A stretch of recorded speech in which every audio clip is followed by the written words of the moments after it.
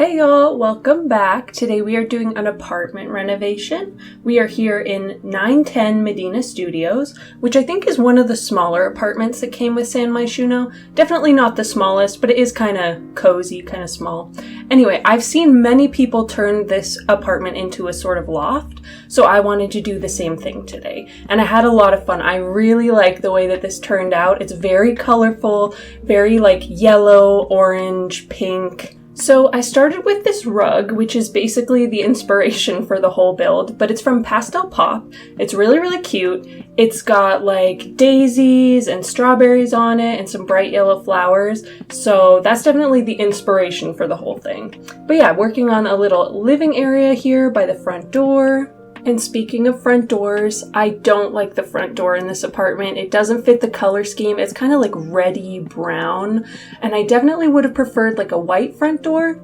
And I know that with the tool mod, you can go in and delete the door and put in your own, but it's too much work. I couldn't be bothered. But yeah, the living area is kind of coming together now. We've got like a couch from Cottage Living in a simple cream swatch. We've got the beanbag chairs from high school years in a yellow swatch. And then this super bright yellow poof from Tiny Living. And we got like a pillow, of course. I'm going to add more pillows to the couch as well later, just to sort of add some color.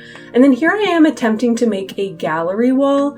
I wasn't 100% pleased with this gallery wall. Like the colors seemed a little off to me, but it mostly worked, so I just went with it. You'll have to let me know what you think. And this isn't the only gallery wall that I do in this build. I do another one later, so lots of gallery walls in this build. I'm in my gallery wall era for sure. But yeah, we're adding a little bit of stuff by the front door, like a place to hang your bags, a little mirror that I think is also from the Pastel Pop kit. I also added this bicycle. Sorry, I forgot the word for bicycle, but I added this bicycle.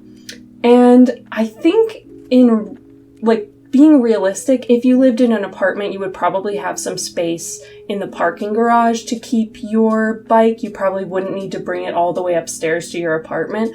But I just thought it looked really cute. It's like yellow and it's got like a flower basket. And I just thought like, I'm going to add it because it's cute. So feel free to delete that if that annoys you. But yeah.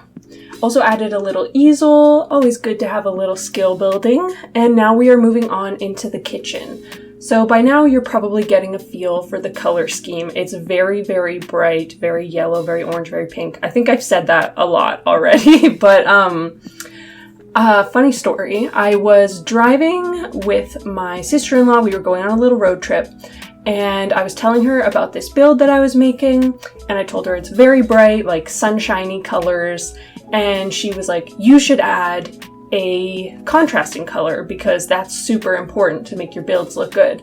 And I was like, oh my god. Like I was like already 3/4 of the way done building it, and I was like, listen, I appreciate the advice, but if I'm being perfectly honest, there is no way that I'm going back now and adding a contrasting color. It's not gonna happen. But maybe in my future builds, I'll do that because it is good advice. But the truth is, I don't really know anything about interior design. I didn't know you were supposed to have a contrasting color. I don't know what officially looks good where. When I build, I just like pick stuff that I think looks nice, and I just go off of my personal taste. So I don't know, maybe my builds would be a lot better if I knew something about interior design. And you know what I get a lot?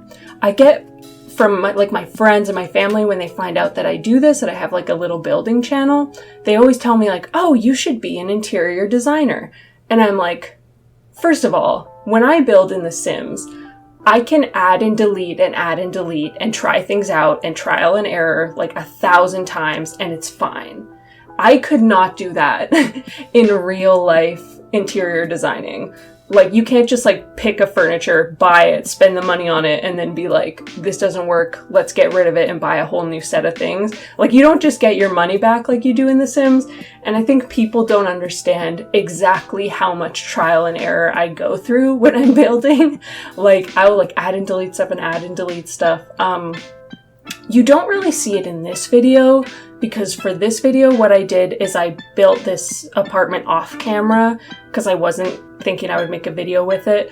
But then I was like, this actually turned out kind of nice, so maybe I will make a video with it. So I just rebuilt the whole thing. So the reason why you don't see so much trial and error in this video is because, you know, I already knew what I wanted to build. But if you are in the mood to see a lot of trial and error, go ahead and visit any of my other videos. Any of my other videos will have a ton of trial and error. But yeah, for that reason and for many other reasons, I really should not be an interior designer. Anyway, back to the build for a little bit. I finished furnishing the kitchen and the bathroom, and now we're on to the little loft bedroom space. I also added a little bookshelf area, which will be good if your Sims like to read. One thing I wanted to mention is that I layered some rugs underneath of the dining table, and I never do that.